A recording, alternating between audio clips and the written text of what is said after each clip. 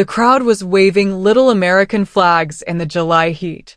I could still smell the sand and smoke on my uniform, even though I'd showered twice on the flight home.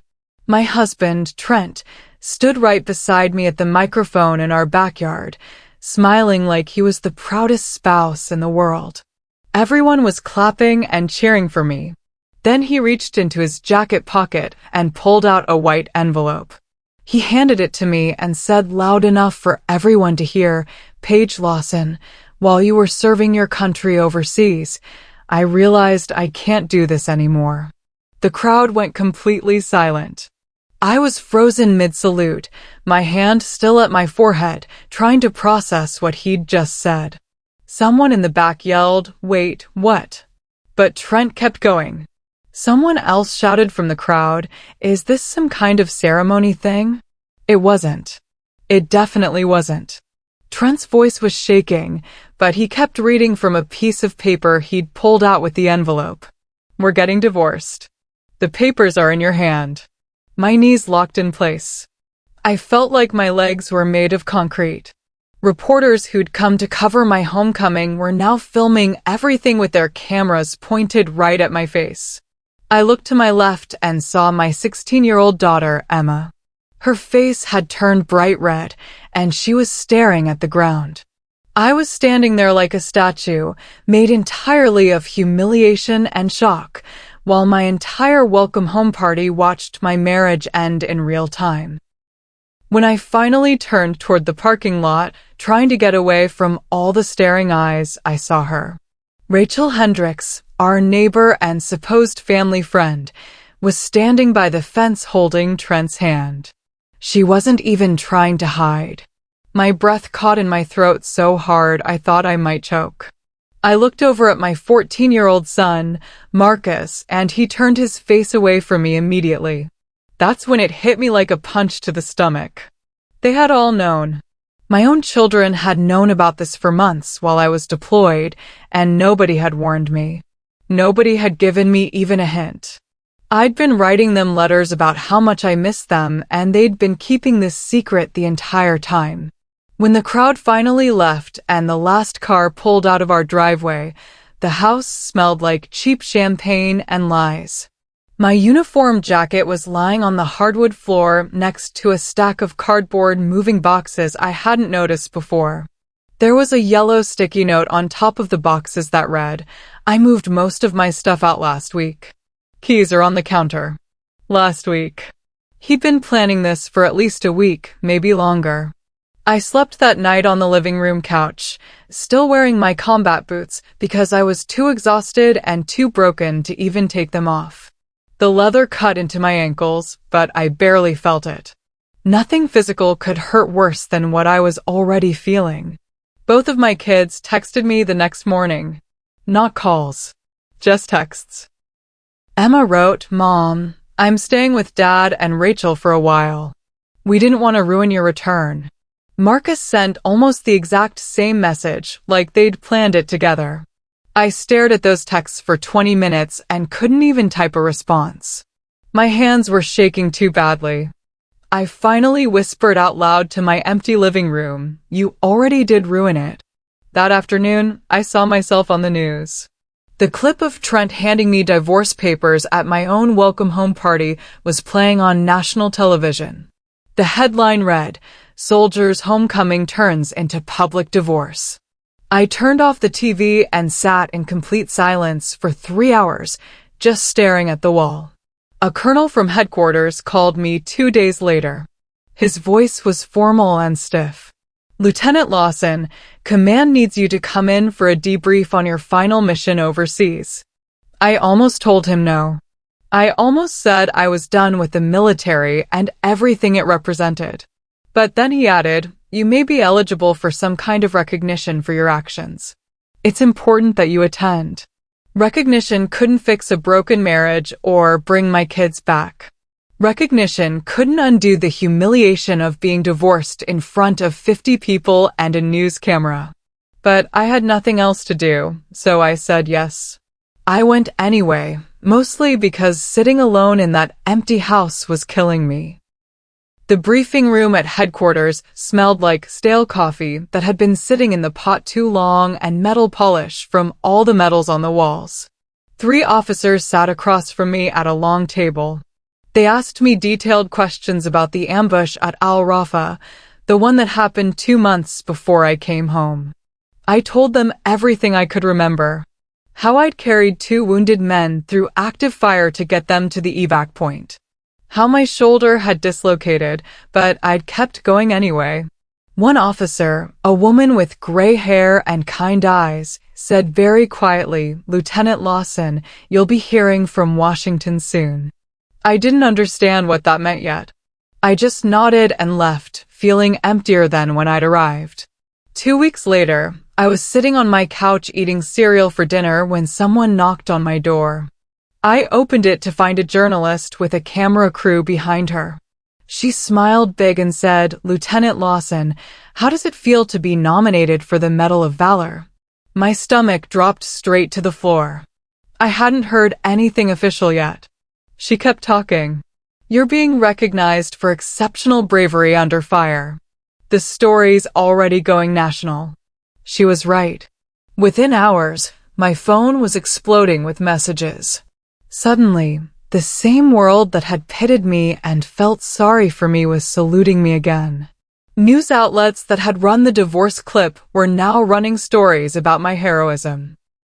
It was surreal and overwhelming, and I didn't know how to feel about any of it. The ceremony happened 6 weeks later in Washington. I wore my full dress uniform with shaking hands while I got ready in my hotel room. The President of the United States shook my hand firmly and looked me right in the eyes. Cameras flashed everywhere, but these were different cameras this time. These weren't filming my humiliation.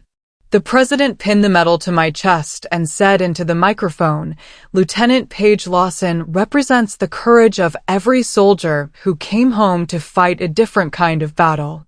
His words hit me harder than I expected. I couldn't hold back my tears. They rolled down my face right there on national television. After the ceremony, I received a letter in a formal envelope. That medal came with a government payout I never saw coming. 7 figures. Tax-free. The letter explained it was for rebuilding veteran lives and supporting reintegration. 7 figures. I sat in my hotel room staring at that number until my eyes burned. I could have used that money to disappear, to buy silence and a new life somewhere far away where nobody knew my story. Or I could build something that actually mattered. I chose the second option without hesitation. I flew home, opened a new folder on my laptop, and typed 3 words at the top of the first page in bold letters. Valor Haven Foundation. I didn't have a plan yet, but I had a purpose. For the first time since I'd come home to that disaster of a welcome party, I felt like I could breathe again. Like maybe I could actually survive this. I rented a cheap warehouse on the east side of town with flickering fluorescent lights and cracked concrete floors. It wasn't much, but it was mine. I bought a basic coffee maker, 3 used desks from a thrift store, and some folding chairs. My first 2 hires were both veterans I'd met at a support group. One had severe PTSD and couldn't hold down a regular job. The other had a leg injury that made most employers pass him over. We started small, offering private security services for local events like festivals and concerts. People needed security, and we needed work. Hope started to smell like fresh paint on the warehouse walls and burnt coffee from that cheap machine. Every morning felt a little bit easier than the one before. I used the same command tone with clients that I'd once used in the field overseas. Clear, direct, no nonsense. Clients noticed the difference immediately. They said we were professional, reliable, and trustworthy in ways other security companies weren't. Word spread fast in our town. Within 3 months, we landed our first contract with the city government to provide security at the courthouse and city hall. For the first time since my deployment ended, I felt like I was actually serving again. Like I had a mission that mattered. My team respected me, and I respected them. We were building something real together. Every contract we completed felt like a small victory, like I was taking back pieces of myself that Trent had tried to destroy. 6 months after I started Valor Haven, my daughter Emma showed up at the warehouse one afternoon. She looked nervous, shifting her weight from foot to foot. "Mom, can we talk?" she asked quietly. We sat in my small office. She said, "Dad's been really struggling lately. Things with Rachel aren't going well. Can I maybe stay with you for a bit?" I looked at her for a long moment. Part of me wanted to say no, wanted to remind her that she'd chosen him. But she was still my daughter. I nodded slowly and said, "Yes. Of course you can." She hugged me so tight I could barely breathe, and she started crying into my shoulder. Forgiveness began right there in that moment, quietly, without any big speeches or dramatic words. Just a hug and a second chance. The local news station reached out wanting to do a story. They called it From Soldier to CEO, One Woman's Journey Home. The piece aired on a Thursday night. My phone buzzed the next morning. It was Trent. His text said, "Saw the news piece. Proud of you, Paige." I stared at those words and felt absolutely nothing. I didn't respond. I just deleted the message and went back to work. The next afternoon, Rachel sent me a message on social media. All it said was, "You won. I hope you're happy now." I read it twice, then blocked her number without typing a single word back. Responding would have given them power they didn't deserve anymore. My silence said everything I needed to say. Our contracts doubled, then tripled over the next year. We secured security jobs at state government facilities, schools, and hospitals. I hired a PR manager named Keith who had marketing experience. He looked at everything we were doing and said, "Paige, people trust you because you're authentic. You're real." That's rare. His words stuck with me. Then my phone rang one Tuesday morning. It was someone from Washington calling with a proposal. The federal government wanted to contract with us for security at new federal building projects. This was bigger than anything we'd done before. This was national-level work. I said yes before they even finished explaining the details. Valor Haven was about to go from local success to something much bigger. I started appearing on morning talk shows and podcasts. People wanted to hear my story, the whole story from the public divorce to the Medal of Valor to building a business from nothing. Viewers and listeners started calling me America's Iron Widow online. Every single compliment, every message of support, healed a wound I'd been carrying that I'd never shown to anyone. Then I received the vendor paperwork for the new federal building site we'd be securing. I was reviewing the list of contractors when I saw a name that made my heart stop. The company handling building maintenance and consulting was listed as Brooks and Hendricks Consulting. Trent's last name was Brooks. I didn't need to guess who Hendricks was. I pulled up their business registration online. Sure enough, Trent Brooks and Rachel Hendricks were listed as co-owners and business partners. The mistress was now his business partner. I actually laughed out loud sitting alone in my office. It was the kind of laugh that comes from disbelief and irony. They'd built a whole business together while destroying my family. I was now technically their client on this federal project, which meant I had oversight responsibilities. I signed the initial contract approval myself, and I made sure my signature was clear and bold at the bottom of the page. I wanted them to see my name and know exactly who was watching. About a month into the project, some of my security staff started mentioning things they'd noticed.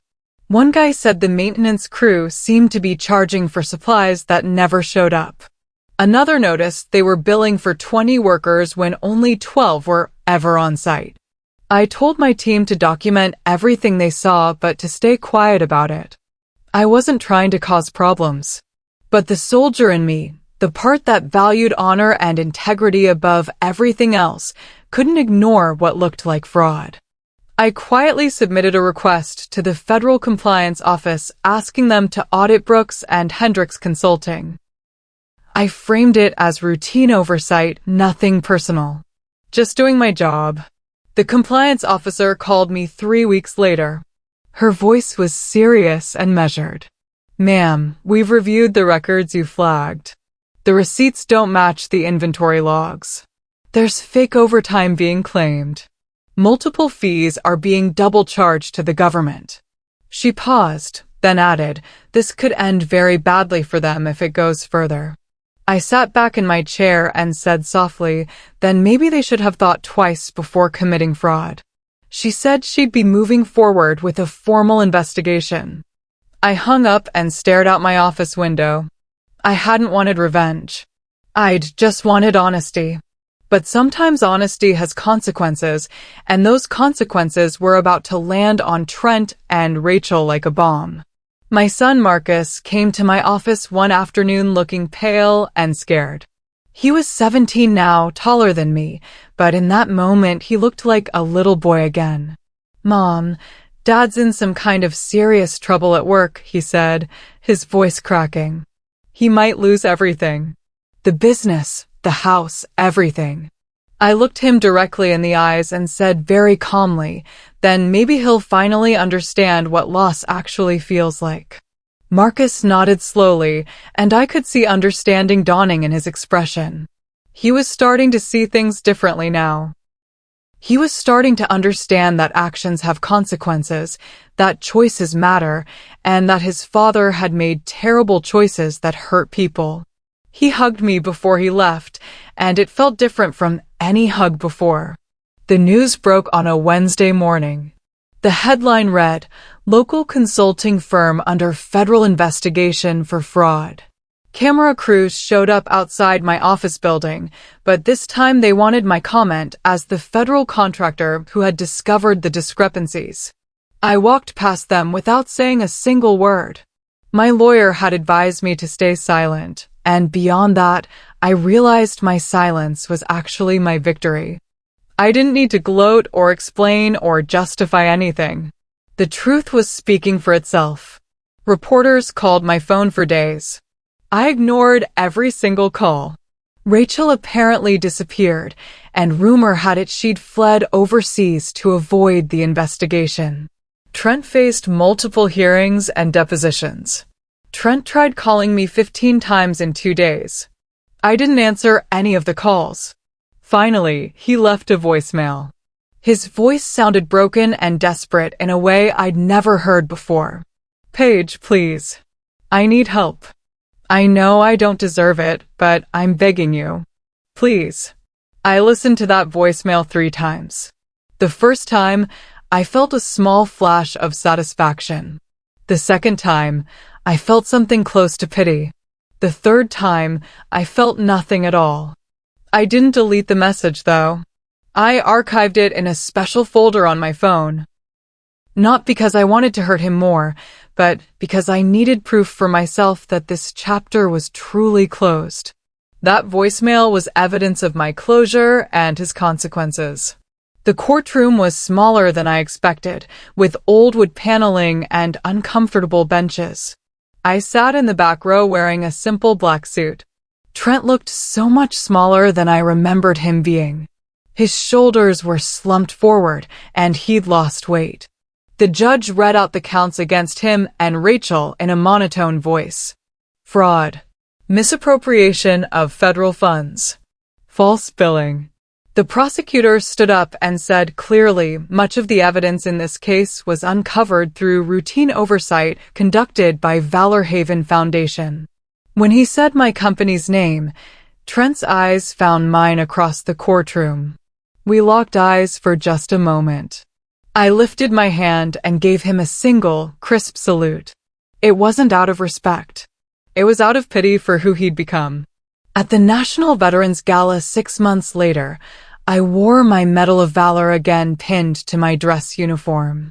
The ballroom was filled with people who'd served, people who understood sacrifice in ways most civilians never would. A reporter pulled me aside during the reception and asked, "Lieutenant Lawson, after everything you've been through, what drives you now? What keeps you moving forward?" I thought about her question for a moment, then said, "Honor isn't something people hand you at a ceremony. Real honor is what you manage to keep inside yourself when everything else has been taken away from you." The entire room heard my answer somehow, and people stood up and started clapping. The applause lasted for what felt like forever, and I finally felt whole again. My kids and I moved into a lakeside house that had been built by some of the veterans on my Valor Haven staff. It was their way of saying thank you, and I cried when they showed it to me. At sunset on our first night there, I carefully hung my military uniform in a glass shadow box and mounted it on the wall.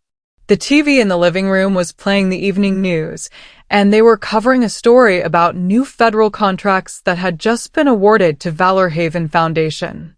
My company was expanding into 3 new states. I stood there looking at my uniform, at my reflection in the glass, and I whispered, "Mission complete."